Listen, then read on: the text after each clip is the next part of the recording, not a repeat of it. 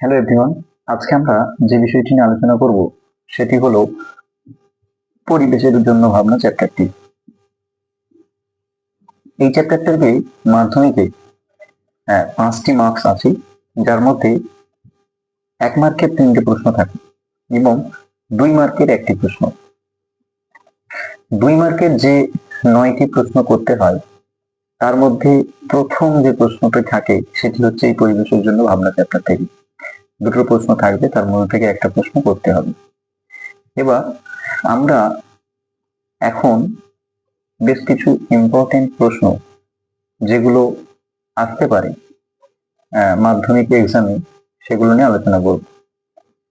তো এখানে চ্যাপ্টারের প্রথম থেকে শেষ পর্যন্ত যে প্রশ্নগুলো আসবে সেই সিকোয়েন্সে আলোচনা করা যেতে পারে, কিন্তু আমার আলোচনার ধরনটা একটু অন্যরকম হবে। আমার মতে যে প্রশ্নটা সব থেকে বেশি গুরুত্বপূর্ণ প্রথমে সেই প্রশ্নটা আলোচনা হবে, সেই সিকোয়েন্স ওয়াইজ আলোচনাটা চলবে।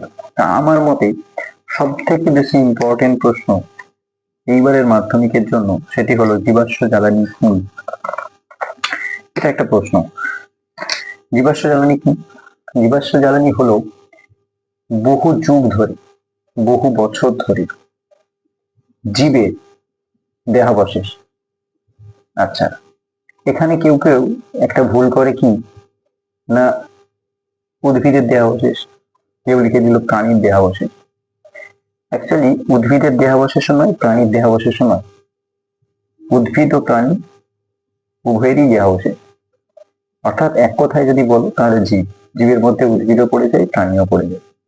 তাহলে কি লিখতে হবে? বহু বছর ধরে জীবের অর্থাৎ উদ্ভিদ ও প্রাণীর দেহাবশেষ মাটির নিচে চাপা পড়ে রাসায়নিক বিক্রিয়ার ফলে, কিসের ফলে?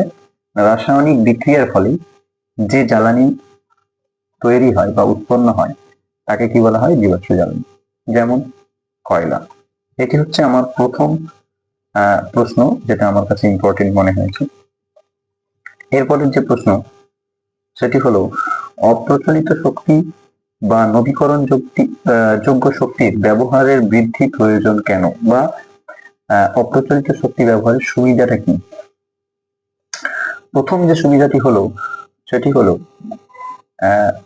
এই শক্তিটাকে পুনরায় ব্যবহার করা যায় নাকি। যেমন সৌরশক্তি, বায়ু শক্তি, এগুলোকে কি করা হয়? বারবার ব্যবহার করা যায়। আরেকটা সুবিধা হলো এই শক্তি পরিবেশ বান্ধব শক্তি, অর্থাৎ পরিবেশের কোনো দূষণ করে না। এটা আমার 2 নম্বর চয়েস। আচ্ছা, এরপরের একটা প্রশ্ন, 3 নম্বর প্রশ্ন, স্থিতিশীল উন্নয়ন কি? স্থিতিশীল উন্নয়ন কিছুই না। স্থিতিশীল উন্নয়ন হলো একটি পরিকল্পনা, একটি পরিকল্পনা।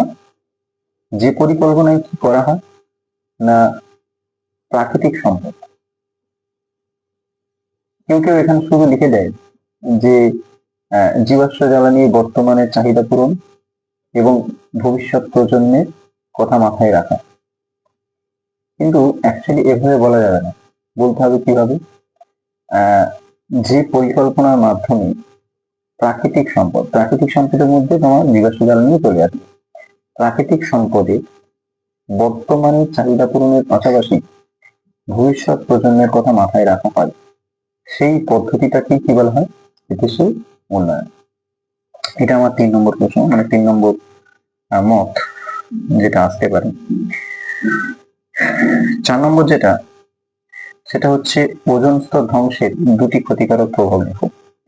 ওজোন স্তর ধ্বংসের অনেক ক্ষতিকারক প্রভাব আছে, তার মধ্যে 2টো ক্ষতিকারক প্রভাব যদি বলা হয় তাহলে তুমি বলতে পারবে যে ওজোন স্তর ধ্বংস হওয়ার ফলে অতিবেগুনি রশ্মি সরাসরি পৃথিবীর ভূপৃষ্ঠে এসে পড়ছে, যার ফলে বিভিন্ন প্রাণীর ত্বকের ক্যান্সার জাতীয় জিনিসগুলো দেখা যাচ্ছে। বিভিন্ন প্রাণীর প্রজনন ক্ষমতা হ্রাস পাচ্ছে। উদ্ভিদের সালোক সংশ্লেষ করার হারটা কমে যাচ্ছে। ফলে কি হচ্ছে না, বিভিন্ন প্রাণী, উদ্ভিদ ও প্রাণী বিনাশ ঘটছে। এটা বললেই মোটামুটি এটা হয়ে যাবে, যেহেতু 2 মার্কের প্রশ্ন, এখান থেকে কোনো লং প্রশ্ন আসবে না। এটা হলো 4 নম্বর প্রশ্ন। 4 নম্বর প্রশ্ন হিসেবে আমার কাছে যেটা মনে হয়েছে সেটা হচ্ছে ওজোন স্তর ধ্বংসে সিএফসির ভূমিকা। আরেকটা প্রশ্ন হয় ওজোন স্তর ধ্বংসে NO2 এর ভূমিকা। অ্যাকচুয়ালি সঠিক উত্তরটা তোমরা বই থেকে একটু দেখে নিবে। আমি তোমাদেরকে একটা রাফ ধারণা দিয়ে দিচ্ছি। রাফ ধারণাটা কি না, ওজোন স্তর সৃষ্টি হয় কিভাবে? ওজোন স্তর সৃষ্টি হয় অনেকগুলি ওজোন অণু একসঙ্গে নিয়ে একটা ওজোন স্তর তৈরি হয়। কোথায় তৈরি হয়? না, স্ট্র্যাটোস্ফিয়ারে। এইবার এই ওজোন, একটা ওজোন অণুর সংকেত কি এটা আমাকে প্রথম জানতে হবে। একটা ওজোন অণুর সংকেত হচ্ছে O3।